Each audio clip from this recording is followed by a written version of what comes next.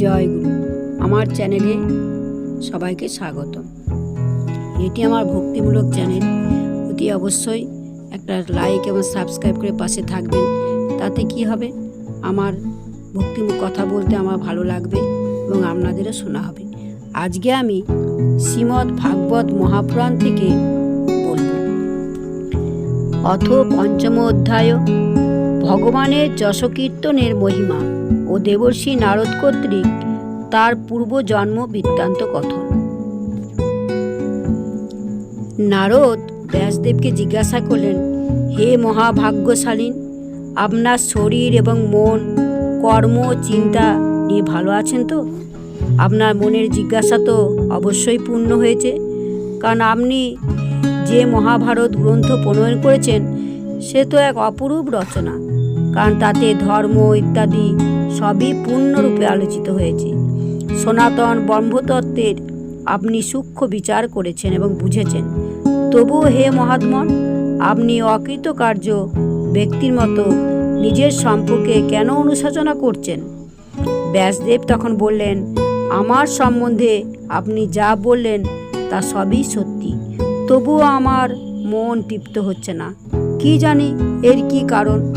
আপনি অপরিমিত জ্ঞান সম্পন্ন, আপনি স্বয়ং ব্রহ্মার মানসপুত্র, তাই আপনাকেই এর কারণ জিজ্ঞাসা করছি। হে দেবর্ষি, আপনি সব শাস্ত্রের গুহ্য রহস্য অবশ্যই অবগত আছেন, কারণ আপনি সেই পুরাণ পুরুষের উপাসনা করেছেন, যিনি প্রকৃতি ও পুরুষ উভয়েরই প্রভু এবং নির্লিপ্ত থেকেও নিজ সংকল্প মাত্রই ত্রিগুণের দ্বারা এই জগৎ সৃজন, পালন ও সংহার করে থাকেন। যোগা অনুষ্ঠান নিয়ম পালন দ্বারা পরব্রহ্ম ও শব্দব্রহ্ম দুয়েতেই অভিজ্ঞ হওয়া সত্ত্বেও আমার মধ্যে যে অপূর্ণতা রয়েছে তার কারণ আপনি বলুন।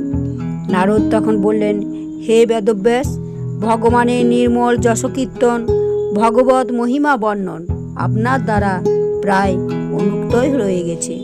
আমার মনে হয় ভগবান যাতে প্রীতি লাভ করেন না সেই শাস্ত্র বা জ্ঞান ব্যর্থ।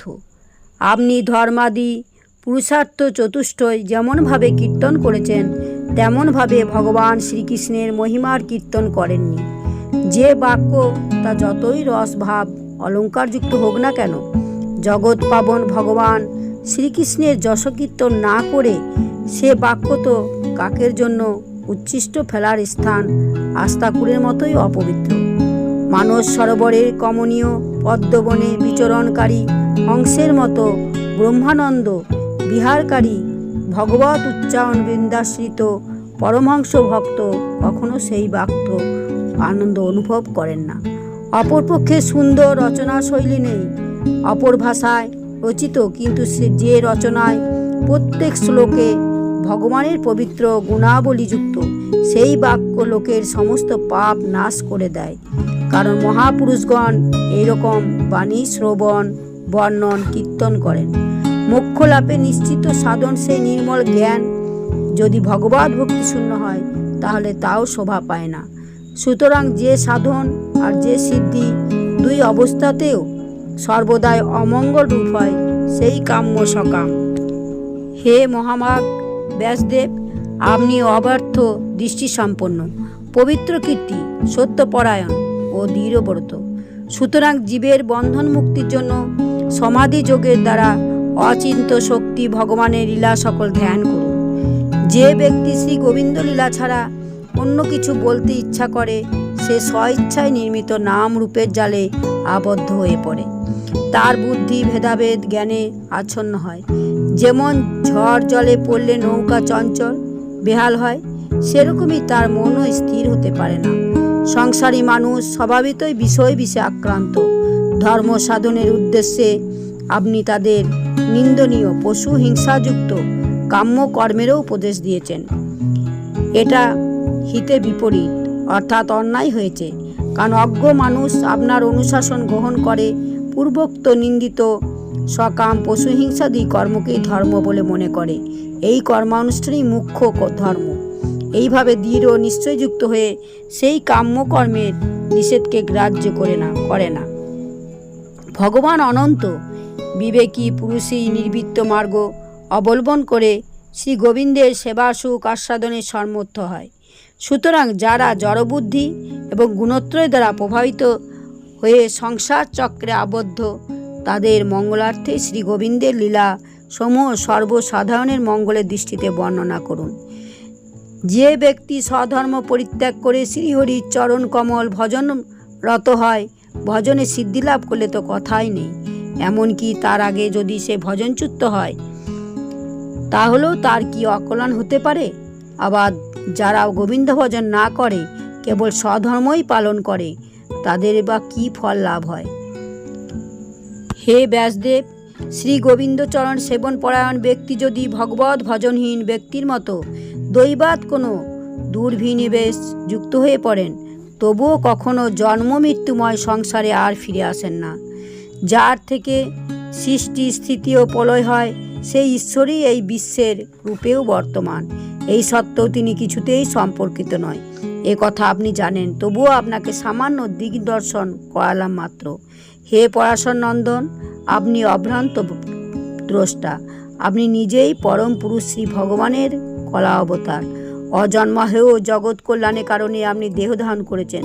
সুতরাং আপনি শ্রীহরি লীলা সকল বিস্তারিতভাবে কীর্তন করুন। পণ্ডিতেরা বলেন যে শ্রী গোবিন্দ গুণ লীলা বর্ণনই জীবের তপস্যা, বেদায় অধ্যয়ন, যজ্ঞানুষ্ঠান, শ্রদ্ধায়, জ্ঞান ও দানের একমাত্র উদ্দেশ্য। হে মুনিবর, অতীত কল্পে পূর্বজন্মে আমি বেদজ্ঞ ব্রাহ্মণদেব কোনো এক দাসীর গর্ভে জন্মেছিলাম।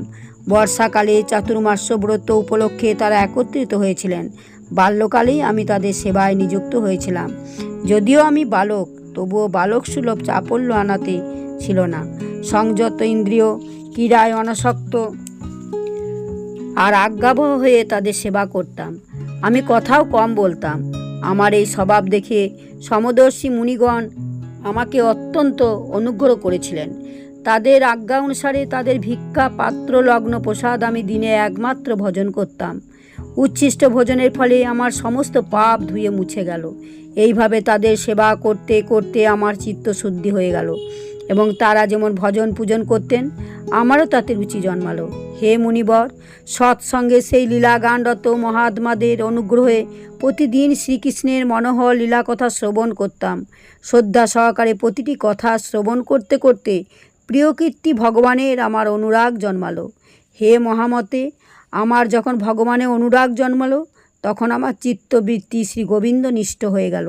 সেই নিশ্চল বুদ্ধির প্রভাবে সেই সম্পূর্ণ সৎ ও অসৎ রূপ জগৎকে নিজ পরমহংস রূপ আত্মাতে মায়াকল্পিত ভগবৎ শক্তির দ্বারা রচিত দেখতে লাগলাম। হে সত্য সংকল্প ব্যাস, পুরুষোত্তম ভগবান শ্রীকৃষ্ণের প্রতি সমস্ত কর্ম সমর্পিত করে দেওয়াই সংসারের তিতাব জ্বালার একমাত্র ওষুধ। এ কথা আপনাকে প্রসঙ্গত বললাম। যে জিনিস খেলে যে রোগ হয়, সেই জিনিসেই চিকিৎসা শাস্ত্রের নির্দেশ মতো গ্রহণ করলে সেই রোগেরই কি নিবৃত্ত হয় না? সেরকমই যদিও সব কর্মই জীবের জন্ম মরণ প্রবাহরূপ সংসারে গমনাগমনের কারণ, তবুও যখন সেই কর্ম ভগবানের সমর্পণ করে দেওয়া হয়, তখন সেই কর্মের কর্তৃত্ববোধই নষ্ট হয়ে যায়।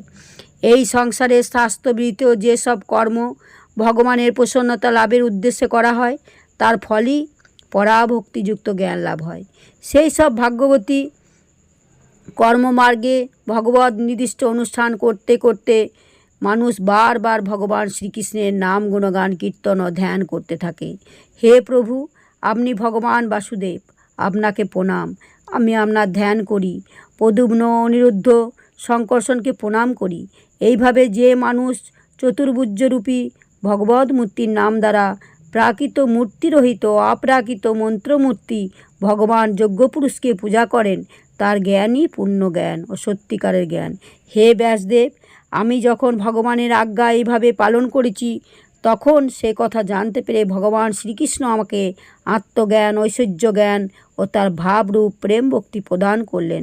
হে ব্যাসদেব, আপনি পূর্ণ জ্ঞানী, আপনি ভগবানের কীর্তি কাহিনী, তার প্রেমময়ী লীলার বর্ণনা করুন। সেই লীলা কাহিনীর দ্বারা বড় বড় জ্ঞানীদের জিজ্ঞাসা পূর্ণ হয়ে যায়। যে ব্যক্তি দুঃখত্রয়ের আধ্যাত্মিক আদি ভৌতিক আদি দৈবিক দ্বারা পূর্ণ পীড়িত হচ্ছে, তার দুঃখের নিবৃত্ত এর দ্বারাই হতে পারে, এর অন্য কোনো উপায় নেই। শ্রীমদ্ ভাগবত পুরাণের পঞ্চম অধ্যায় এখানেই শেষ করলাম। যদি ভিডিওটি ভালো লেগে থাকে তাহলে অতি অবশ্যই একটা লাইক এবং সাবস্ক্রাইব করে পাশে থাকবেন। জয় গুরু।